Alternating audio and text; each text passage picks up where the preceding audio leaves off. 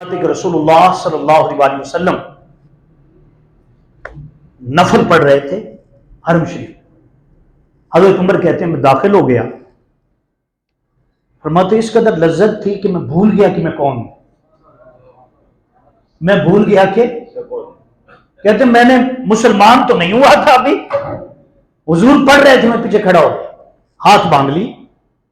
بات رسول اللہ پڑھتے گئے. جب آقا پڑھتے گئے تو فرماتے اس قدر لذت آئی اور اس قدر مزہ آیا کہ میں نے کہا کہ بڑے بڑے شاعر تھے اس دور کے اندر بھی, شعر لکھنے والے. میں نے دل میں سوچا, ایک بات سوچی, میں نے کہا یہ بھی لگتا ہے کسی کے شعر ہے. کسی کے لکھے ہوئے کیا ہیں؟ شعر لکھے ہوئے ہیں. فرماتے جیسے رسول اللہ پڑھ رہے تھے نا تو اب قرآن پڑھا جا رہا تھا. کیا پڑھا جاتا؟ قرآن پڑھا جاتا. فرماتے رسول اللہ نماز پڑھ رہے تھے اور جو سورت پڑھ رہے تھے میں نے خیال کیا کہ یہ کیا پڑھ رہے ہیں؟ شعر پڑھ رہے ہیں. فرماتے رسول اللہ اگلی آیت پڑھی. کیا آیت تھی؟ انہو لقول اور رسول کریم. یہ شعر نہیں ہے, یہ رسول کا قول ہے. اللہ نے رسول اللہ کے کلمے اطہر پر اتارا اور جو آپ پڑھ رہے ہیں یہ اللہ نے رسول کریم کی زبان پر جاری کر دیا ہے. یہ شعر نہیں جو تمہارے عام شاعر لکھتے ہیں, یہ اللہ کا کلام ہے. یہ کیا ہے؟ اللہ کا کلام ہے. آپ کہتے ہیں میں نے سوچا تھا کہ یہ بات ہو گئی. فرماتے ہیں کہ اس میں پھر میں نے سوچا کہ یہ اگر شعر نہیں تو پھر کہن جادوگر کچھ منتر پڑھتے تھے. کیا پڑھتے تھے؟ منتر. میں نے کہا پھر یہ اتنا اثر کر رہا ہے تو یہ منتر ہوگا. کیا ہوگا؟ کسی کہن کا کلام ہوگا. فرماتے بس یہ میں نے سوچا. ادھر رسول اللہ صلی اللہ علیہ وسلم نے آیت پڑھی وما ہوا بقول شاعر. یہ شاعر کا کسی کا کلام بھی نہیں. اور پھر فرمایا جب کہتے ہیں کہ میں نے کہا کہ یہ کہن کا کلام ہے تو فرماتے ہیں کہ رسول اللہ صلی اللہ علیہ وسلم نے آیت تلاوت کی وما ہوا بقول کہن. یہ کسی جادوگر کہن کا منتر بھی نہیں ہے, یہ تو اللہ کا کلام ہے. یہ تو اللہ کا. اور آگے رسول اللہ صلی اللہ علیہ وسلم نے ارشاد جو تھا تلاوت کی ما تذکرون تنزلا من رب العالمین.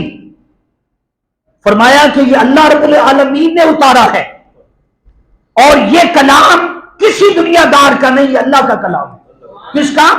اللہ کا کلام ہے. کہتے ہیں میں سوچتا تھا رسول اللہ آیت پڑھتے تھے, رسول اللہ آیت پڑھتے تھے. فرمایا کہ میرے سینے کے اندر اسلام جو تھا اس کی سچائی جو تھی وہ اس قدر آئی کہ میں غش کھا کر گرا. پھر ہوش آئی, میں نے آواز بلند کی. رسول اللہ صلی اللہ علیہ وسلم نے اپنی نماز جو تھی وہ مکمل فرمائی اور میری طرف توجہ ہو کر فرمایا. سرکار نے فرمایا کہ عمر کیا وہ وقت نہیں آیا کہ تم اسلام میں آ جاؤ اور اسلام کی حقیقت کو پہچان لو اور اسلام کو اپنا لو اور اسلام کا کلمہ پڑھ کر لا الہ الا اللہ محمد رسول اللہ پڑھ کر دین اسلام میں داخل ہو جاؤ. کہتے ہیں یہ ایک رات کا واقعہ ہے. کتنی رات کا؟ میں واپس چلا گیا. اگلے دن دار الندوہ میں میٹنگ تھی. کیوں؟ اسلام جو تھا تیزی کے ساتھ غریب لوگ قبول کر رہے تھے اور فرمایا سب قریشی اکٹھے ہوئے تھے. 12 قبیلے. کتنے؟ 12 قبیلے اکٹھے ہوئے تھے اور ایک قبیلہ عدوی قبیلہ جو تھا اس کا میں ممبر بن کر وہاں پہنچا. انہوں نے بات کی سرکار دو عالم صلی اللہ علیہ وسلم کے بارے میں کہ اگر ہم نے ان کو نہ روکا, یہ جو کلام پڑھ رہے ہیں, یہ جو اسلام پیش کر رہے ہیں, بہت جلد اس مکہ پر بلکہ پورے عرب پر آپ کا غلبہ ہو جائے گا. اس لیے جتنا جلدی ہو سکتا ہے اسلام کو روکو, محمد رسول اللہ کو روکو. یہ بات وہاں پر ہو رہی. فرمایا وہ میٹنگ کر رہے تھے, میں میٹنگ سے اٹھا. میں نے کہا بس اب یقین ہو گیا کہ اتنے لوگ جو کہہ رہے ہیں استغفر اللہ بھی وہ کیا ہیں, استغفر جو کلام پڑھ رہے ہیں, باقی جو پیغام دے رہے ہیں, اتنے لوگ کہہ رہے ہیں تو مجھے یہ کام کرنا چاہیے کہ میں جاتا ہوں آسانی کے ساتھ, غلط ارادے کے ساتھ اٹھا کہ میں جا کر حضرت محمد صلی اللہ علیہ وسلم کو شہید کر دوں. یہ اگلی رات کی میٹنگ. کہتے پھر تلوار لی اور تلوار لے کر نکلا. جب میں جا رہا تھا تو ملاقات ہوئی ایک صحابی رسول سے. انہوں نے پوچھا عمر کہاں جانے کا ارادہ ہے؟ تیرے چہرے کے اثرات، تیرے چہرے کے تیور جو ہیں وہ کچھ اور بتاتے ہیں، کدھر جا رہے ہو؟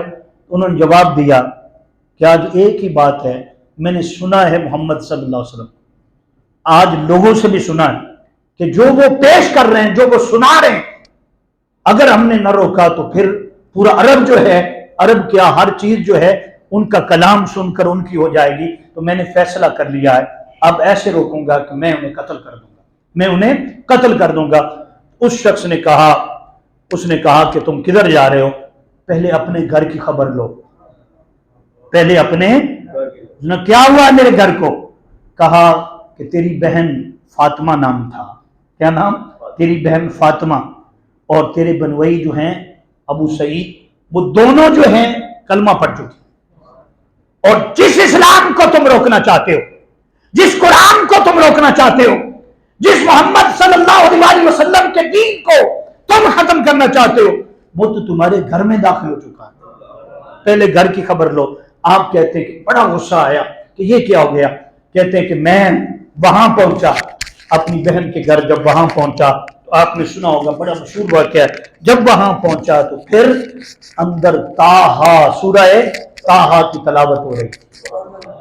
کہتے میں نے دروازہ کھٹکھٹایا، انہوں نے آواز کو سنا، دیکھا عمر آ گئے، سارے گھر والے چھپ گئے اور میری ہمشیرہ جو تھی اس نے دروازہ کھولا آ کر، باقی چھپ گئے اور جو قاری صاحب پڑھا رہے تھے وہ بھی چھپ گئے. آ کر کہتے ہیں پہلا سوال کیا، میں نے سنا ہے کہ تم نے کلمہ پڑھ لیا. کیا پڑھ لیا؟ اس نے کہا الحمدللہ ہم نے کلمہ پڑھ لیا، ہم نے محمد صلی اللہ علیہ وسلم کے دین کو، حضور تاجدار کائنات کے دین کو، وہ سچا دین ہے، اعلیٰ دین ہے، افضل دین ہے، وہی دین ہے جو سارے نبی لے کر آئے اور آخری نبی سرکار محمد صلی اللہ علیہ وسلم کی ذات گرامی. اس نے کہا اچھا پھر میں سبق تمہیں پڑھاتا ہوں اور تمہیں بتاتا ہوں کیا چیز ہے. پھر کہتے ہیں کہ اپنی بہن کو مارنا شروع کیا، اتنا مارا، اتنا مارا، اتنا زرکوب کیا کہ آپ کے دندان مبارک جو تھے آپ کی ہمشیرہ کے وہ زخمی ہو گئے، منہ سے خون بہنے لگا، بے ہوش ہو گئی. جب ہوش میں آئیں تو آپ کے دل میں قرآن تو پہلے سن چکے تھے، کعبۃ اللہ میں رسول اللہ کی تلاوت بھی سن چکے تھے. کہاں جو اتنی مار کھانے کے بعد بھی یہ بدل نہیں ہوئی اور ایک ہی بات کہہ رہے ہیں کہ محمد سچے ہیں، صلی اللہ علیہ وسلم محمد سچے ہیں، سچے ہیں، اللہ کے رسول ہیں. کہا بہن لاؤ قرآن میں بھی دیکھوں، وہ کیا ہے ذرا دکھاؤ تو صحیح. انہوں نے جواب دیا کہ تیرے جیسا شخص اس قرآن کو نہیں چھو سکتا. اس کو کہا کیا ہوگا؟ کہنے لگی پہلے غسل کر کے آؤ، وضو کر کے آؤ، پاک کپڑے پہن کر آؤ، پھر ہم قرآن کو ہاتھ لگانے دیں. یہ تھے قرآن سے محبت کرنے والے. سگا بھائی ہے، ابھی کیا کر رہا ہے؟ آیا ہے، ہو سکتا تھا بھی مار بھی کھا رہے تھے اور اتنا جو تھا تشدد ہو گیا تھا، جب مانگا تھا تو دے سکتے تھے. انہوں نے کہا جان جا سکتی ہے لیکن ایسا نہیں ہو سکتا، ایسا کسی بے دین کے ہاتھ میں قرآن جائے. دعوے ہمارے بڑے بڑے، تقریریں ہماری بڑی بڑی ہیں، عشق کی باتیں ہماری بڑی بڑی ہیں. قرآن کے بارے میں ہم صرف اپنے طور پر جو باتیں کرتے ہیں، یاد رکھ لیں ہم قرآن کا تحفظ نہیں کر رہے، ہم قرآن کو اپنی زندگیوں میں نہیں لا رہے، ہم فقط نعروں کا دین لے کر پھر رہے ہیں. یہ تھے جو جانیں بھی قربان کر رہے تھے اور کیا کہہ رہے تھے اپنے سگے بھائی، اور بھائی بھی وہ ہے کہ پورا جناب عرب اس سے لرز جاتا ہے. کہنے لگی کہ ہاتھ نہیں لگا جب تک کیا نہیں کرو گے، غسل نہیں کرو گے اور وضو نہیں کرو گے. تو پھر کیا ہوا؟ آپ نے فرمایا اچھا تمہاری شرط مان لیتا ہوں. تمہاری شرط، اس کا مطلب ہے آپ کا دل گھائل ہو گیا تھا، آپ کا دل تو پہلے ہی یقین کر چکا تھا، اب وہ موڑ آ گیا تھا کہ آپ اعلان کرنے والے تھے. فرماتے کہ پھر آپ نے غسل کیا، کپڑے جو تھے وہ چینج کیے، وضو ہے، اس کے بعد قرآن پاک کو پکڑا اور پھر جو وہاں قاری صاحب موجود تھے انہیں بلایا انہیں بلا کر کہا کہ ذرا قرآن پڑھو. وہ سورہ طٰہٰ پڑھتے جاتے تھے. حضرت عمر کے آنسو آنکھوں سے جاری ہوتے جاتے تھے. داڑھی مبارک آنسوؤں سے تر ہو گئی تھی. سینے پر جب آنسو پہنچے تھے تو پکار اٹھے, قرآن حق ہے, اسلام حق ہے, سرکار محمد صلی اللہ علیہ وسلم کی ذات اللہ نے حق بنا کر بھیجا ہے. پھر بہن سے کہنے لگے جلدی کرو, مجھے رسول اللہ کی بارگاہ میں لے کر, مجھے آقا علیہ السلام کی بارگاہ میں لے کر. فرماتے ہیں کہ آقا علیہ السلام نے بدھ کو دعا کی تھی. کون سا دن تھا؟ جمعرات کو یہ واقعہ پیش آیا. وہیں پہ جو صحابی موجود تھے, غالباً حضرت عبد الرحمن بن عوف تھے, وہ کہنے لگے کہ عمر تجھے مبارک ہو, کل رسول اللہ نے تیرے لیے دعا کی تھی, کل حبیب خدا نے تیرے لیے دعا کی تھی. پھر حضرت امیر حمزہ جو تھے فرماتے منگل کو حضرت امیر حمزہ اسلام لائے تھے, بدھ کو رسول اللہ نے دعا کی تھی, بدھ کو.